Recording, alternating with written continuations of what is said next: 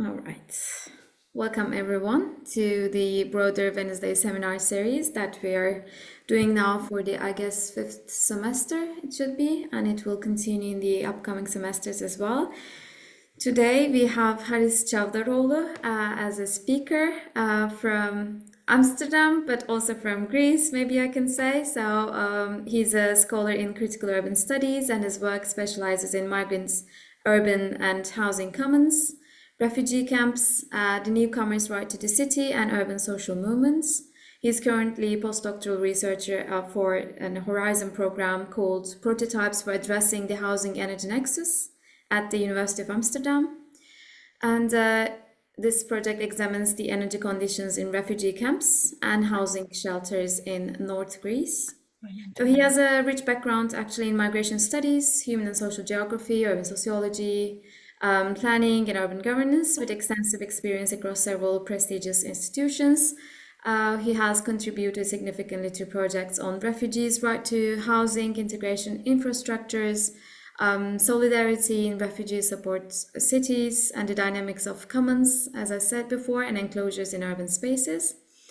So he also has taught courses on migration, cultural human geography, sociology of space, urban planning, and I am happy to announce now that he will be our speaker for the day. After a 45 minutes speech, we will have a short Q&A session. So please write your questions to the chat box, or you can just raise your hand and ask your question in the session afterwards. So the floor is yours, Haris. Thank you for being with us today.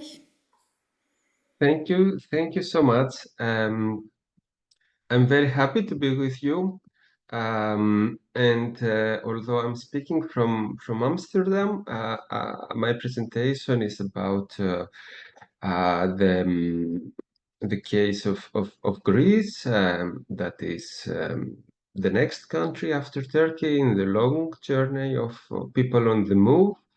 And actually, my presentation is based on previous research from another Horizon program, Reroute, that is about arrival infrastructures for newcomers. So I can share my screen.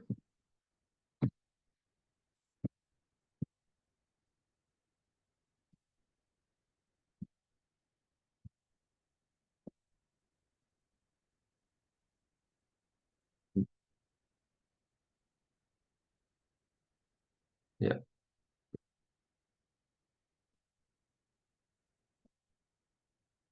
So today I will try to combine two notions, the right to the city and the right to opacity.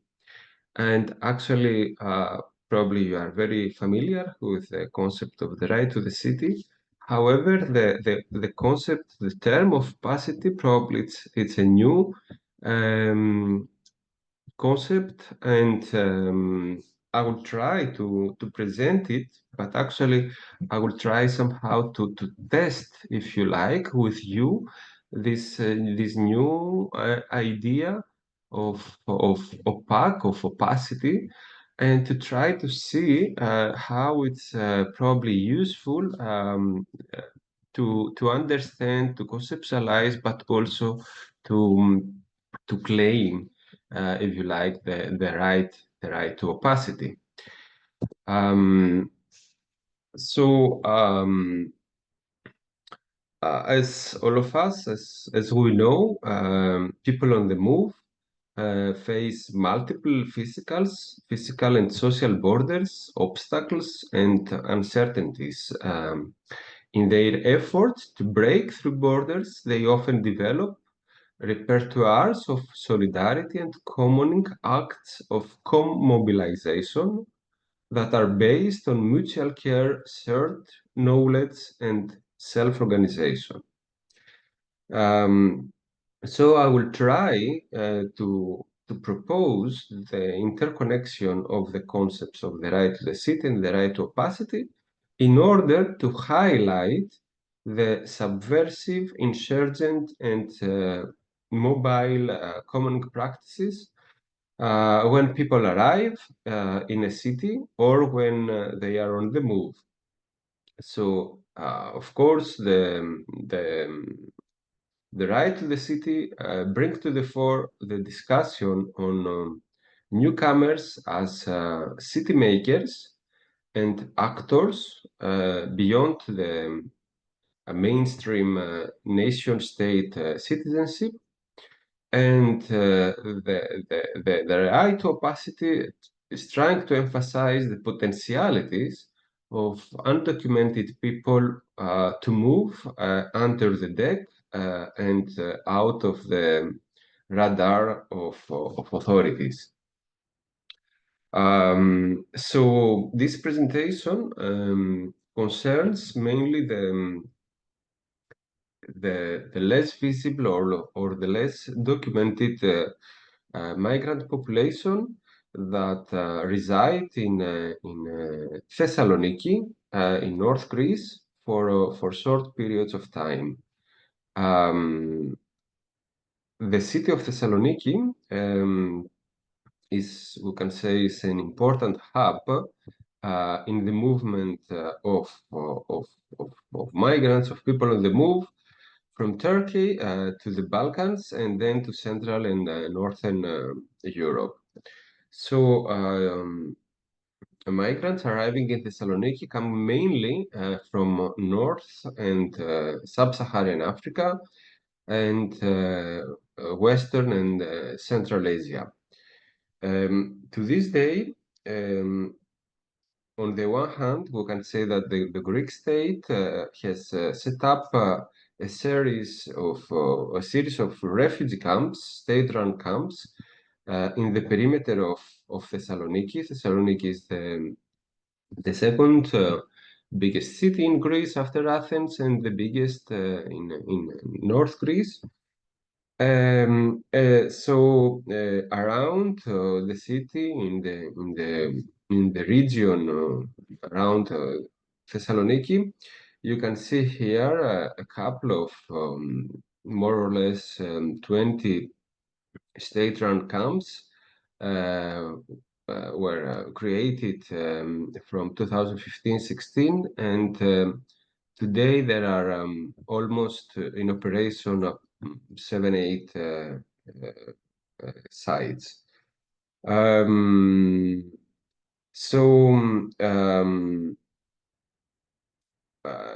We have the state-run camps, and on the other hand, we have several self-managed, self-organized practices, housing practices in squatting places, abandoned buildings, but also abandoned train wagons, as you will see later on. So I want to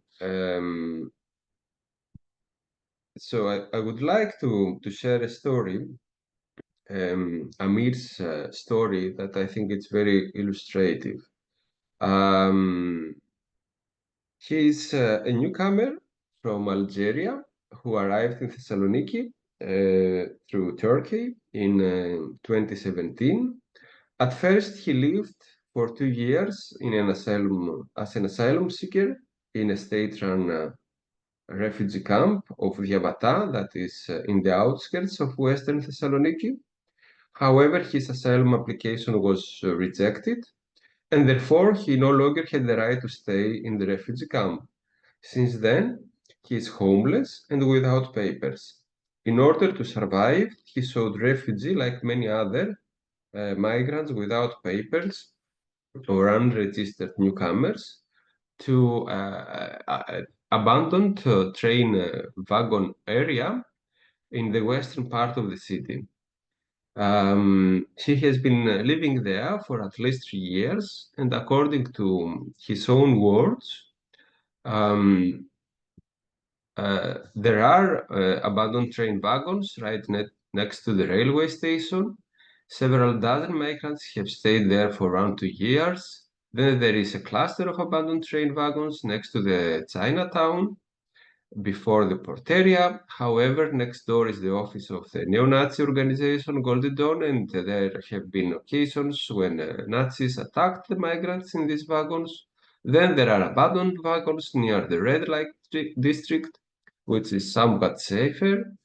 And then there are abandoned train wagons in the area of Diabata, which are used as a place to stay, but also most importantly, they are used by migrants to hide and jump on freight trains leaving for Balkan countries. I think this is very illustrative in order to understand that the many ways that people on the move try to find non-visible places for shelter, but also to coordinate to meet with other people on the move and to continue their long journey. Of course, there is an important literature examining the living conditions in the state-run camps, but also the political squads, occupations, and mobilizations of solidarity with migrants in Thessaloniki. Here in this map, you can see the western part of Thessaloniki. It's the background is the urban plan, the zoning of this area that is, as you can see, mostly an industrial area. And you can see the places where were created the state-run camps. Most of them are or were ex-abandoned factories because Thessaloniki used to be an industrial city. However, after 90s and there is the area of deindustrialization, as most of the many factories, companies moved to other Balkan countries. So there are hundreds of abandoned factories. At the same time, there are many abandoned military camps because Thessaloniki is close to the borders with other countries, and after the Second World War, because it was close to the so-called Eastern Bloc, communist bloc, the NATO created many military camps around the city. So today there are a lot of abandoned military sites that are used for refugees as state-run refugee camps. At the same time, in the wider area, there are many abandoned train wagons, which is this case study. Actually, this is something that was happened, especially the last 2 decades, especially after the 2010 economic crisis and the austerity measures. Among others, there were cuts in every actually public infrastructure, and also in the state train company. So the train company is privatized, and as a result, several train wagons, the train stock is abandoned. And mainly this is around Thessaloniki. Also, here you can see the closest state-run refugee camp in Thessaloniki is the camp of Diabata. That was one of these abandoned military sites that is reconstructed for as a state-run camp.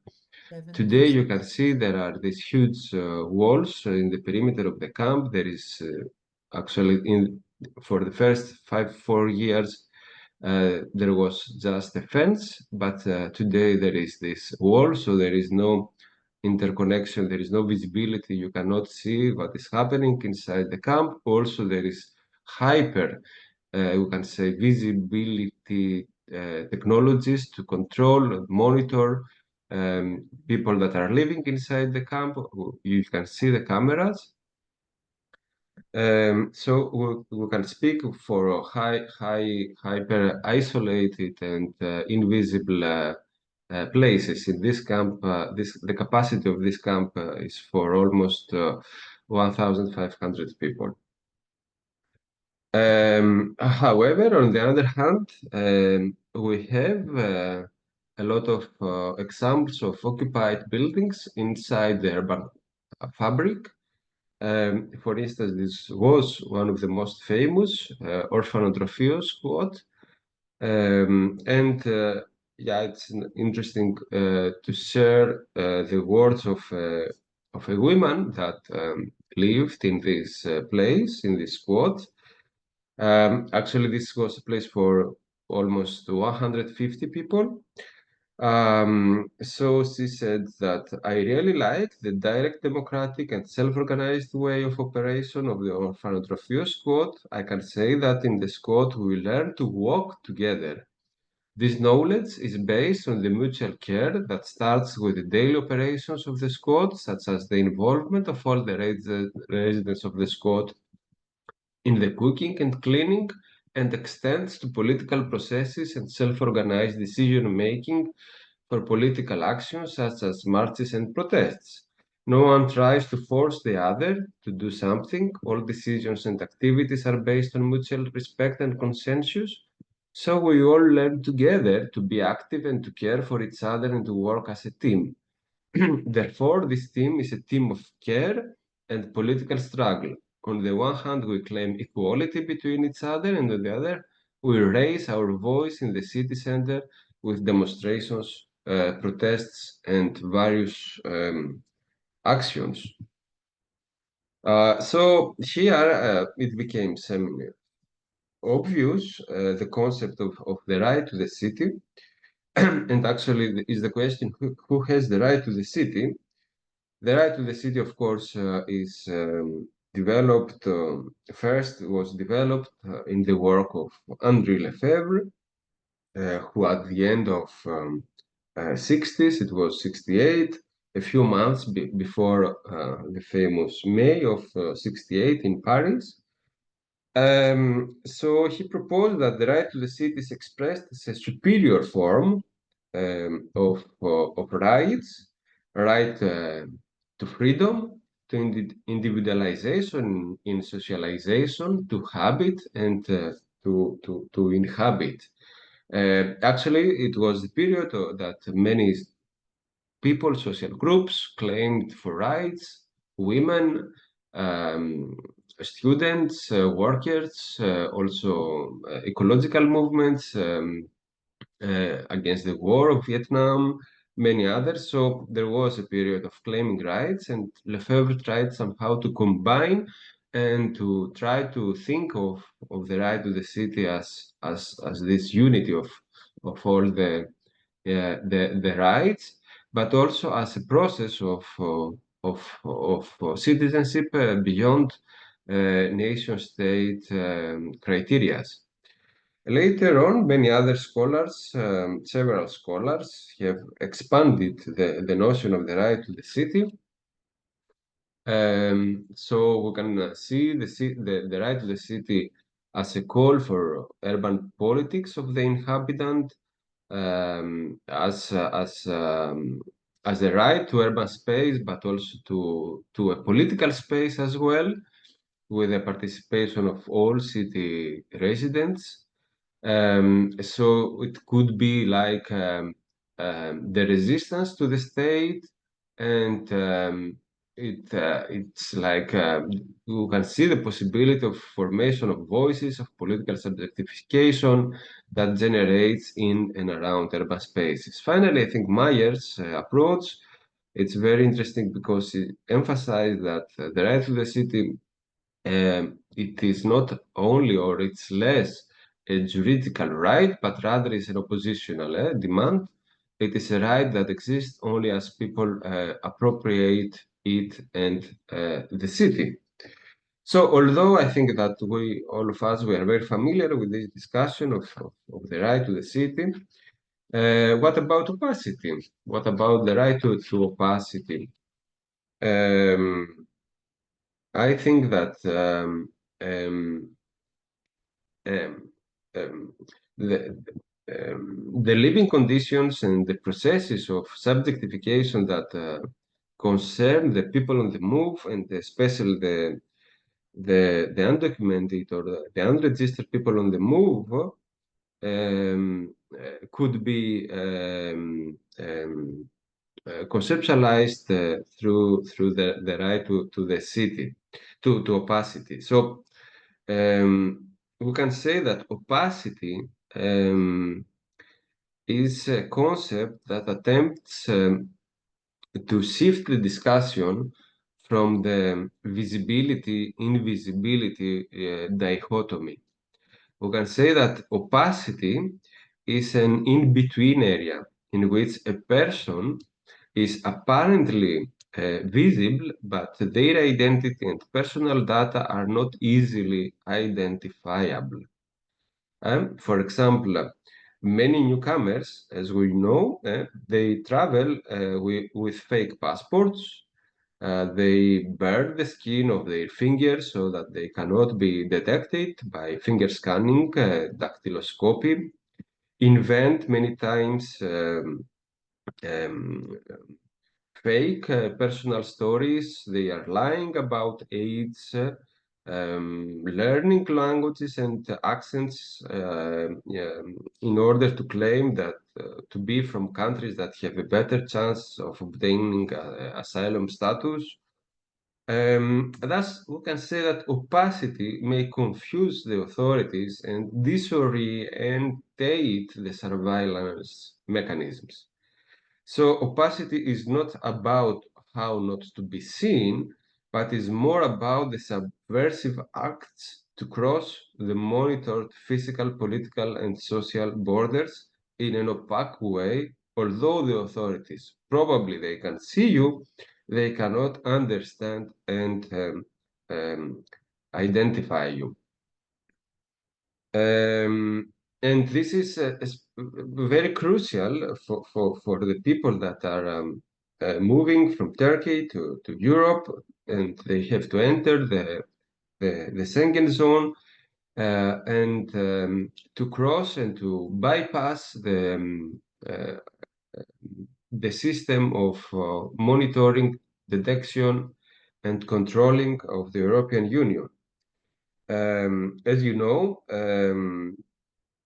especially after the European Union Turkey common statement and also the Dublin free regulation, a newly arrived person in European Union has the right to apply for refugee status or humanitarian protection in the first European Union country of registration. If the person is registered in one of the first European Union arrival countries, and then seeks to continue the journey to the next countries, the latter has the right to send the person back to the first country of registration. So therefore, because most, excuse me, No, I think someone's okay, microphone was open. yeah. Sorry. So because most people on the move wish to live and to apply for asylum in Central or Northern European countries because there are more jobs opportunities, better wages, or their relatives and friends are already there. So they seek to use various opaque ways to cross the intermediary countries without registering their personal data. So these practices include, among others, living in squats, in abandoned buildings, traveling with, as I said, with fake passports, identity cards, burning the skin of their fingers, and changing their hairstyle, clothes, accent. We can see a variety of spatial and performative strategies that I propose somehow that they can be conceptualized under the concept of opacity. Um, so, as you can see here, yeah, so opacity, according to Blas, exposes the limits uh, uh, schemas of visibility, representation, and identity that prevent sufficient understanding of multiple perspectives of the world and its people. So, um, indeed, we can say that state mechanisms aim to represent, visualize, and identify newcomers.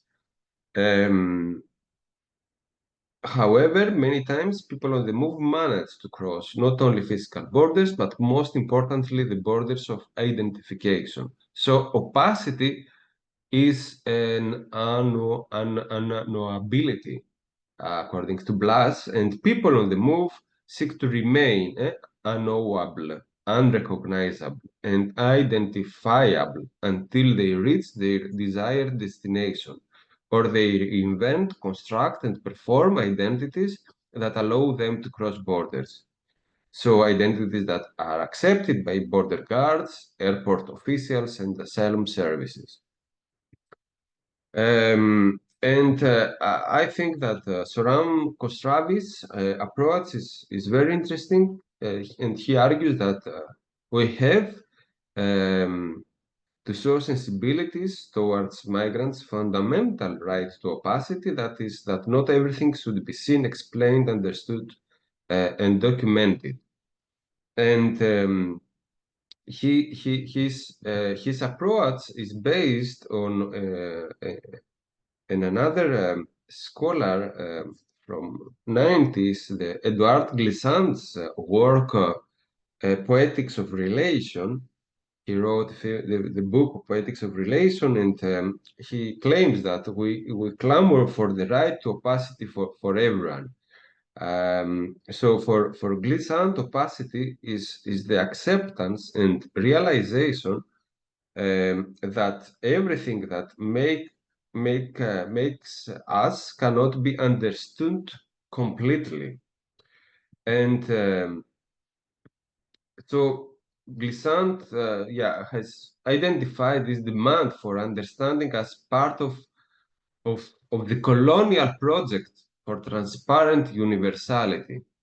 This is, I think, very interesting. So for him, the ideal of transparency is a Western project rooted in modernity, to reduce, categorize, hierarchize in order to understand and comprehend the other. So against the colonizers' demand for knowability, Glissant claimed opacity as the right to resist. So the right to opacity is the right to refuse being understood on the colonizer's terms, to not stand under. So refusing to be understood and resisting the demand of transparency, remaining incomprehensible, entails potential for action and offers the potential emergency of subversive subjectivities. So opacity, we can say, also according to famous anthropologist Scott, is the weapon of the weak or the weapon of the subaltern. Not answering where I am from, keeping unpronounceable names, destroying passports before arrival, fabricated stories, and lying about age, ethnicity in order to get asylum. All are forms of subaltern resistance through imperceptibility.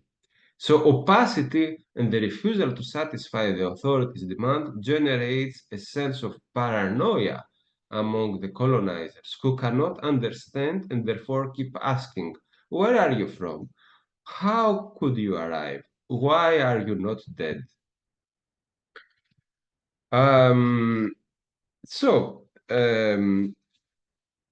taking into account mm, the above mentioned approaches, we can say that here in this place, in this area of the western side of Thessaloniki, we can see several practices of monitoring documented, but also the opposite opaque practices. On the one hand, we have the refugee camps, that is the symbol and the place of European Union, the colonizers, if you like, places of documentation and identification. And on the other hand, we have the opaque, the places that are people exercise opaque practices. And here also it could be also interesting to take into account the approach of mobile commons that is used the last 2 decades from many scholars, migrant scholars. That is the practices that people on the move is the actions that are shared through acts of common mobilization, and actually they are based on shared knowledge, effective cooperation, mutual support, and care between the migrants. So it's how people are sharing all knowledge, but also physical and social practices in order not only to survive, but also to create social relations that are useful to continue their journey. So this we can say that we can conceptualize that mobile commons are the vehicle for the opacity. Here you can see this area of one of the areas with the abandoned train wagons. Actually, it's famous as the biggest trains cemetery in Europe. Outside of Thessaloniki, you can see it's like a jungle. So also, it's interesting to take into account that it's the opaque practices are it's not an individual practice, but usually it's a collective practice that is also is based on supporting networks and solidarity groups that provide help and aid to people on the move. For instance, next to these abandoned train wagons, there is a community center with several grassroots organizations that provide legal support, but also the most importantly support people on the move, providing meals and clothes and blankets, especially shoes is the most important, but also showers and a first aid clinic. Without, of course, to document and there is no question about where are you from and what about if you have or not legal papers. How many minutes do I have? It's 5-10 minutes. Huh? 5. Yeah. Thank you. Also, I would like also to share the words of Hakim from Morocco, who lives with other newcomers.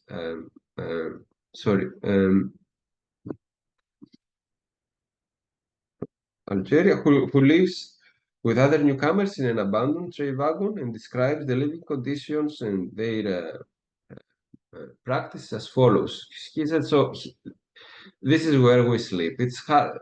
He's speaking about a train wagon. It's hard to sleep inside the wagon. It's very dirty. We have cleaned and are trying to make this place suitable for sleeping in the winter or when it rains. Some also sleep under the train, between the tracks and the wagon. And also we put cardboard boxes on the ground, or when we find some mattresses and blankets on top of them, and then we sleep with sleeping bags and maybe a blanket on top. You have to be careful. The wagon is rusted.